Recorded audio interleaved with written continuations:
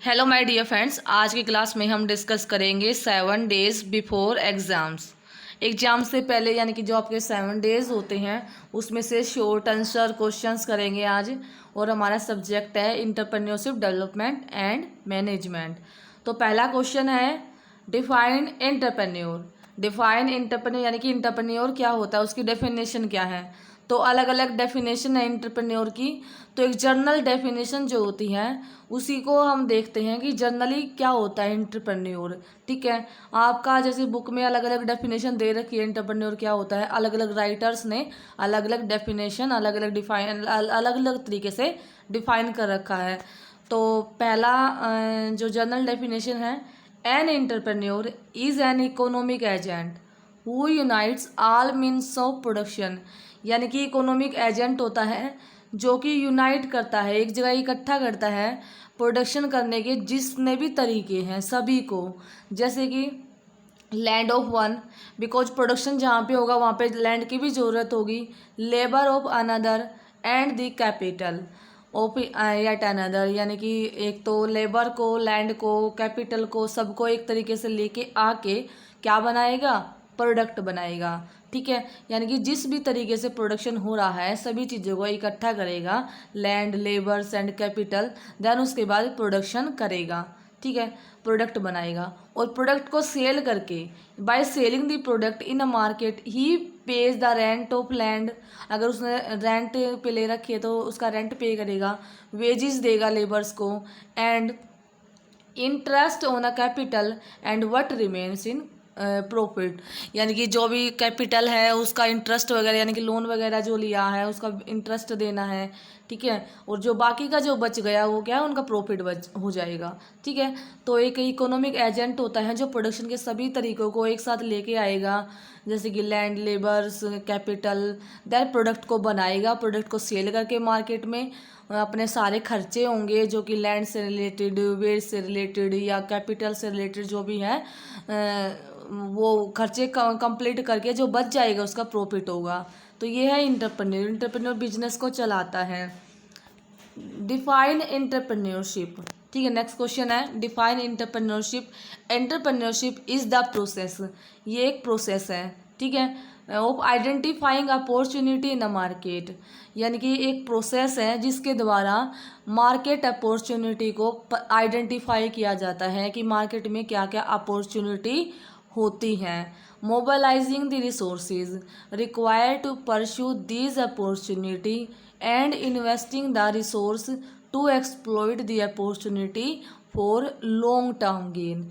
तो इंटरप्रेन्योरशिप एक प्रोसेस है जिसके द्वारा मार्केट अपॉर्चुनिटीज़ को आइडेंटिफाई किया जाता है कि मार्केट की क्या अपॉर्चुनिटी है, कहाँ पे क्या प्रोडक्ट सेल होगा, कहाँ पे किस चीज़ की डिमांड है, तो उनके द्वारा आइडेंटिफाई किया जाता है इंटरप्रेन्योरशिप के द्वारा। देन उसके बाद किया गया जो भी रिसोर्सेज होते हैं उनको एक साथ लिया जाता है जिसके द्वारा जो अपॉर्चुनिटी है उनको फुलफ़िल किया जाता है। ठीक है, और जो भी रिसोर्सेज जो लगते हैं उनके लगाए जाते हैं ताकि जो भी अपॉर्चुनिटी है मार्केट में उसके द्वारा लॉन्ग टर्म गेन यानी कि लॉन्ग टर्म में प्रॉफिट कमाया जा सके, मिल सके। ठीक है, नेक्स्ट है name the various component required for an enterprise. यानी कि कोई बिजनेस है या कोई फार्म है तो उसके लिए कौन कौन से कंपोनेंट्स होंगे, तो उनके कंपोनेंट्स के नाम क्या क्या हैं। First of all technology, technology में आ जाएंगे man, methods and management. Then होगा फाइनेंस, फाइनेंस से रिलेटेड यानी कि money, material and machines. Then sales and marketing में मार्केट आ जाएगा। तो ये क्या है, अलग अलग कंपोनेंट है जो कि किसी इंटरप्राइज के लिए रिक्वायर्ड होते हैं। ठीक है, next name different type of the entrepreneurs. Entrepreneur जो होता है ना एक इकोनॉमिक एजेंट होता है, तो एक पर्सन हो गया, तो उसके अलग अलग टाइप्स होते हैं।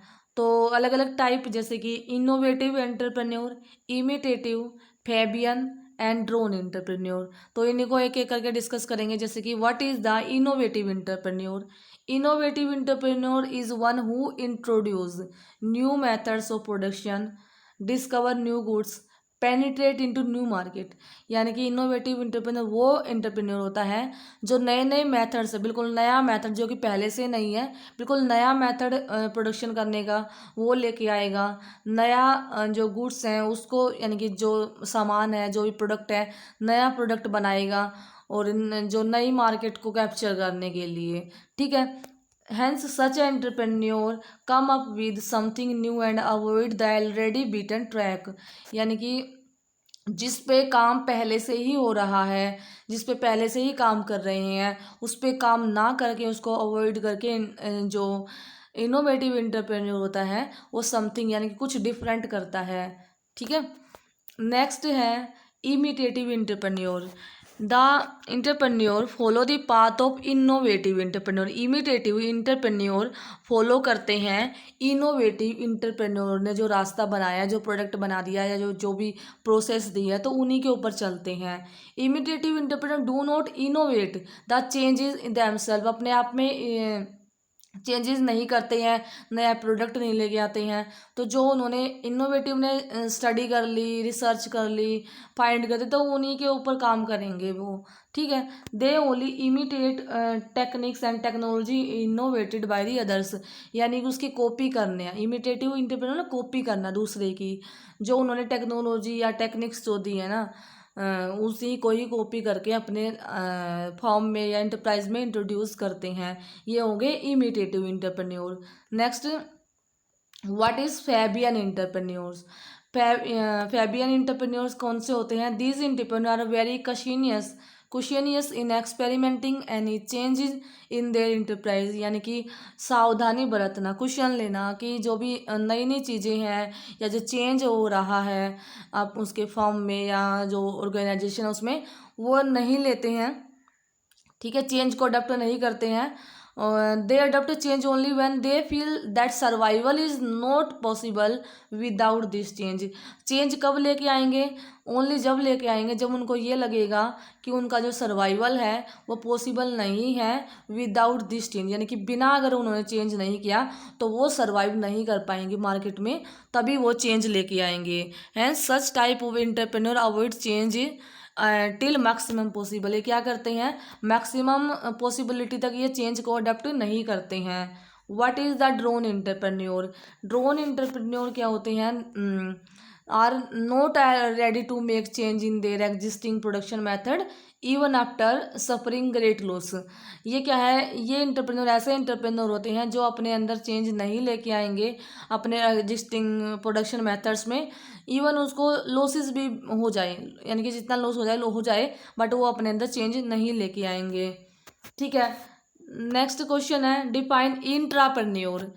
द इंट्राप्रेन्योर वो इंटरप्रेन्योर होते हैं, the intrapreneur the entrepreneur emerging from within the confines of an organization, यानी कि किसी ऑर्गेनाइजेशन के अंदर से ही जो इंटरप्रेन्योर्स डेवलप होते हैं, जो बनाए जाते हैं, उनको बोलते हैं इंट्राप्रेन्योर्स, ठीक है। इंट्राप्रेन्योर टॉप एग्जीक्यूटिव होते हैं, जो भी कोई भी ऑर्गेनाइजेशन है उसमें टॉप में जो काम करने वाले एग्जीक्यूटिव होते हैं, जो कि क्या किया जाता है, टॉप एग्जीक्यूटिव को जो भी टॉप में लेवल पे काम करता है उसको इनक्रेज किया जाता है मैनेजमेंट के द्वारा कि आप नए नए आइडियाज़ लेके आओ और उन आइडियाज़ को प्रोडक्ट में कन्वर्ट करेंगे। तो उसके लिए रिसर्च डेवलपमेंट जो भी खर्चा जो आएगा वो ऑर्गेनाइजेशन जिसमें वो काम कर रहा है वही बियर करेगा, ठीक है। तो ये इंट्राप्रेन्योर खुद का अपना बिजनेस स्टार्ट नहीं करते, लेकिन किसी दूसरे ऑर्गेनाइजेशन के लिए जहाँ पे वो काम कर रहे हैं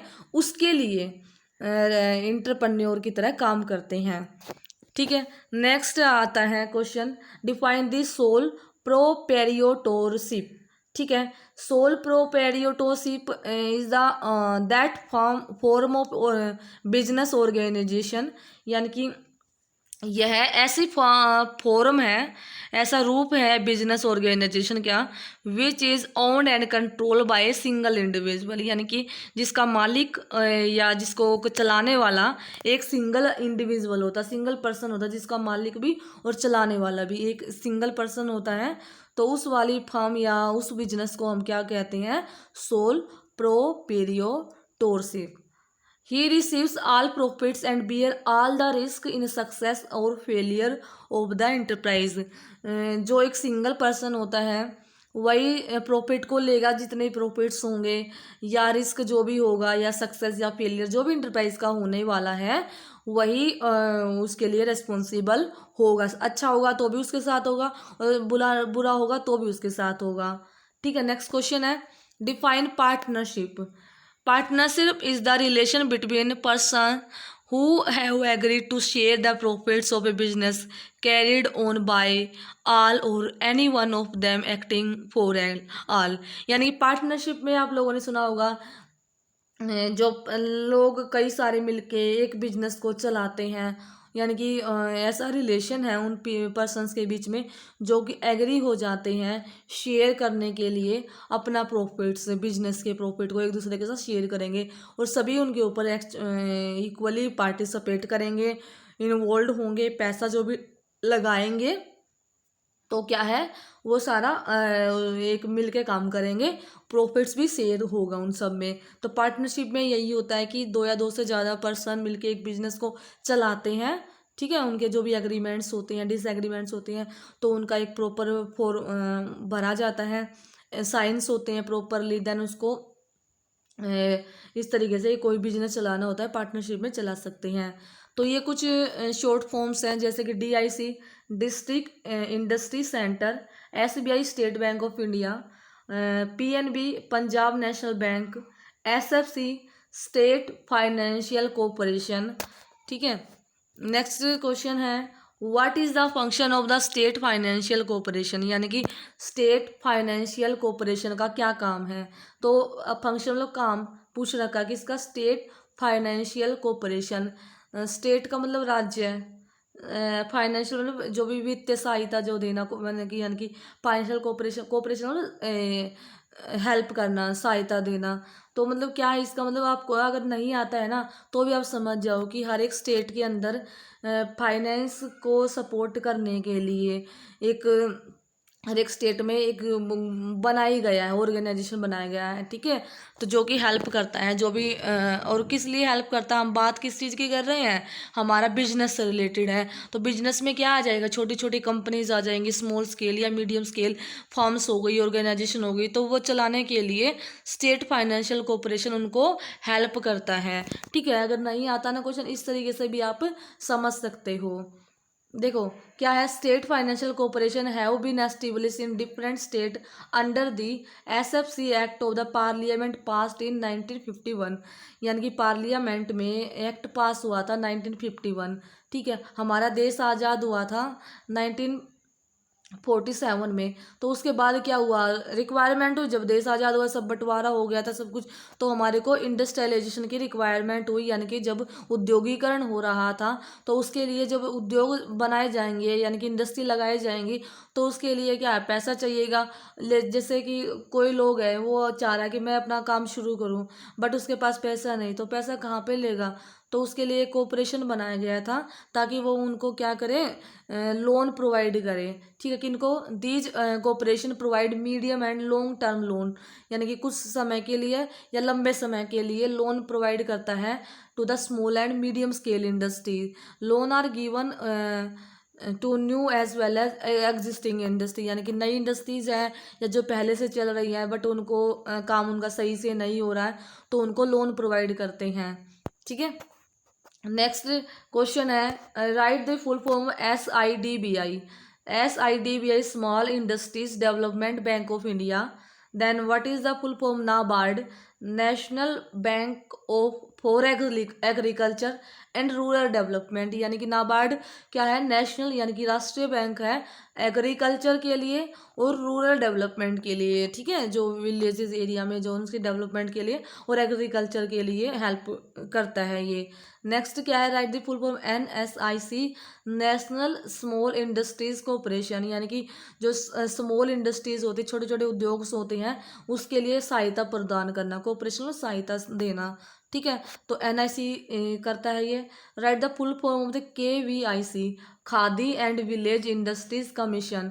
तो खादी एंड विलेज इंडस्ट्रीज जो हैं उसके लिए कमीशन बनाया गया है, यानी कि KVIC। ठीक है। Write the full form of the NRDCI, national research development corporation of the India, यानी कि NRDCI national research development corporation of the India, ये क्या करता है कि हमारा राष्ट्रीय है, रिसर्च डेवलपमेंट के लिए वर्क करता है, उनके लिए सहायता प्रदान करता है।